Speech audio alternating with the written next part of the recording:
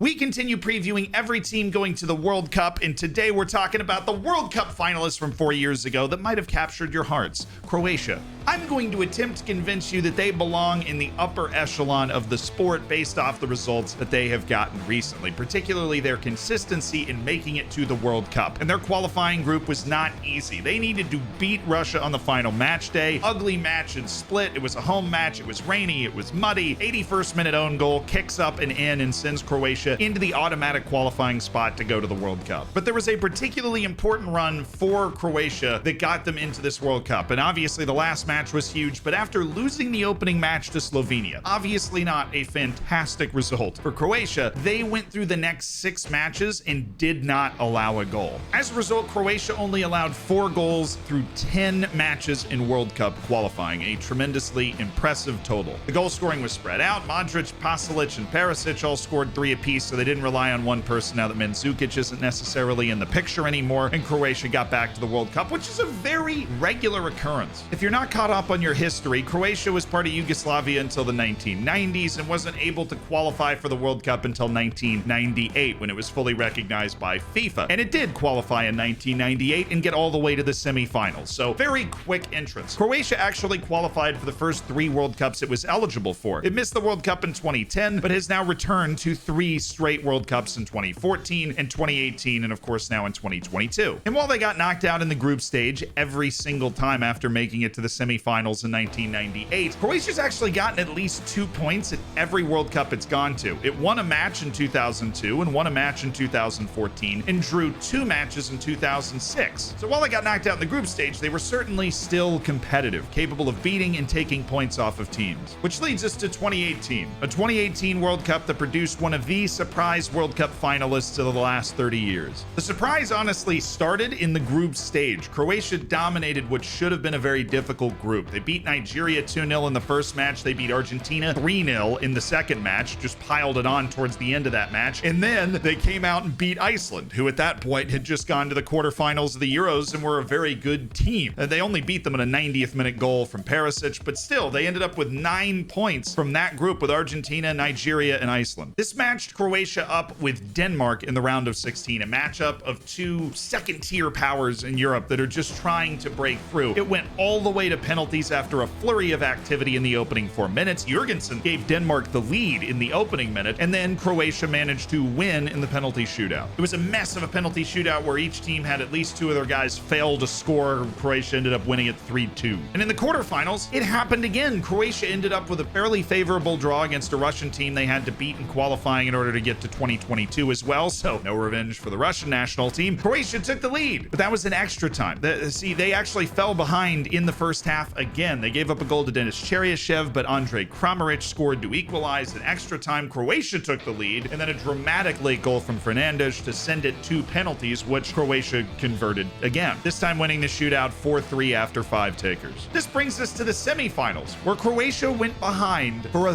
3rd time in the knockouts. All 3 knockout matches, Croatia trailed. 2 of them in the first 5 minutes, because Kieran Trippier scored in the 5th minute for England in a goal that nearly sunk the entire island of Great Britain because of how many people were jumping up and down. But Croatia just powered its way back in. Perisic scored another very important goal, and then Mario Mandzukic scored the goal to send Croatia to the World Cup final in extra time. It's the only match they didn't need penalties in. But in the final, Croatia went behind and couldn't come back this time. They ended up losing 4-2 to a French national team that was just better than they were. It was a very impressive magic run where none of the matches for Croatia finished after 90 minutes, which is a fact that I feel like I can feel you. You're thinking, well, they got lucky. I'm going to submit further evidence that Croatia is a legitimate top world team. The Euros, continental competitions, that of course happened last year. It's a better judge of what Croatia is going to be at this World Cup. And since it's been possible for Croatia to play in the Euros, they've only missed 1, and that was in 2000. Every Euros since 2004, Croatia has been there, and 4 out of the 6 times they've made the tournament, they've made it to the knockout stages. The last 2 Euros, Croatia's made it to the round of 16, and that includes last year. But this wasn't as comfortable, as smooth sailing. is the World Cup group stage. Croatia lost against England in a World Cup revenge game before drawing against Czechia. This put them in a position where they had to go to Scotland at Hampden Park and win. And Croatia did do just that, and they unveiled their new formula for winning in the process, because the man that scored the winning goal is the man that used to set up the winning goal, Luka Modric. The ageless wonder out of midfield scored a brilliant outside of the foot curving shot into the corner and sent them to the knockouts to play against Spain, where Spain took a 3-1 lead. But as we see from Croatia all the time in the knockouts, they weren't dead. They scored 2 goals in the last 5 minutes in stoppage time to send the match to extra time, where Spain did eventually win it 5-3. But it was an exciting, explosive Euros knockout match, and Croatia gave one of the most talented teams in the world every bit of a shock or a jolt or some nerves. Maybe the Euros doesn't suit your fancy. How about the Nations League, which you can't trust as far as you can throw it, but it's still the best teams playing against each other. Croatia is not only in the top level of Nations League, they actually won their group. They finished ahead of Denmark, ahead of France and Austria, and are going to the Final Four in the Nations League. Isn't that what really legit teams do? And it's proof that this new era of the Croatian national team, without Ante Rebic, without Mario Mandzukic, without Ivan Rakitic in the fold, is still capable of great things. But there's still only one player to watch on this Croatian team, and it is your very favorite Eastern European grandmother, Luka Modric. I seriously try not to do the best player every time with the players to watch, because they're known quantities, but Luka Modric has evolved in the Croatian team. Mario Mandzukic isn't here anymore. He scored big goal after big goal for Croatia, not only at the World Cup, in the Euros as well, in qualifying sections as well. So somebody has to pick up the goal scoring slack that appears when your star striker is no longer a part of the team because they have aged out. That is what Luka Modric has done. Croatia still has talented forwards, but Luka Modric is increasingly influential in the final third of the field for this Croatian national team. We saw it in spurts at the 2018 World Cup. He had some beautiful efforts, but if Croatia is going to make a similar impact at this World Cup, Modric is likely going to need more goals than he had 4 years ago. Considering he's ageless, it's a possibility. But I don't want to give you the impression that they're entirely dependent on him to score goals against most teams. That's not the case. When you look through what their projected lineup is expected to be at the World Cup, there are a lot of big clubs all up and down it. Andre Kramaric is great. He's going to step into a more central role. He gets a lot of reps in the Bundesliga, even though he's not in fabulous goal scoring form. He's still playing well. Ivan Perisic is still very much a part of the team and playing at a high level at Tottenham. So there are forwards that can make some things happen, and maybe one of those guys is going to step up, but I couldn't pick one of them as the player to focus on, because it's just kind of this pile of slightly above average top league European players. Hi, just like to take a moment to tell you we'll be doing a live watch along to every World Cup match on my Twitch channel. The link is down in the description. Thank you for your time.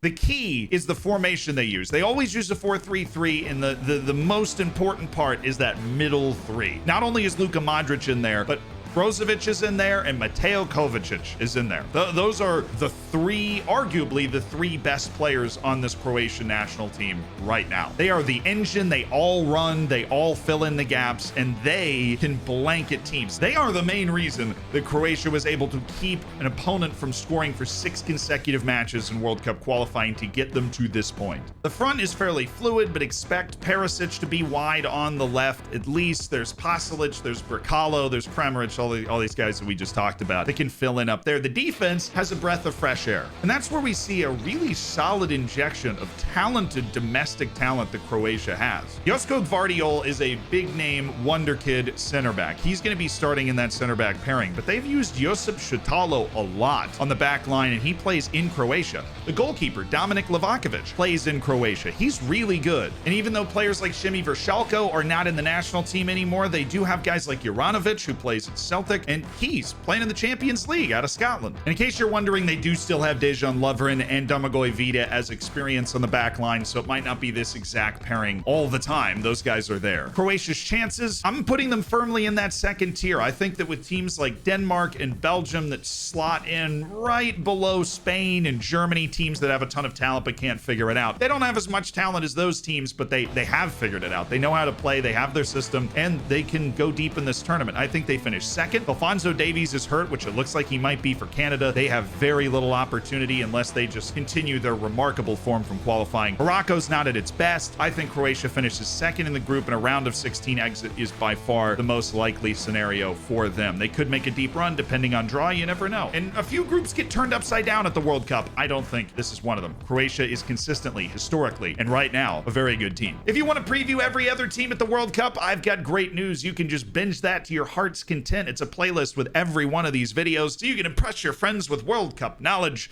I will see you on the next one tomorrow.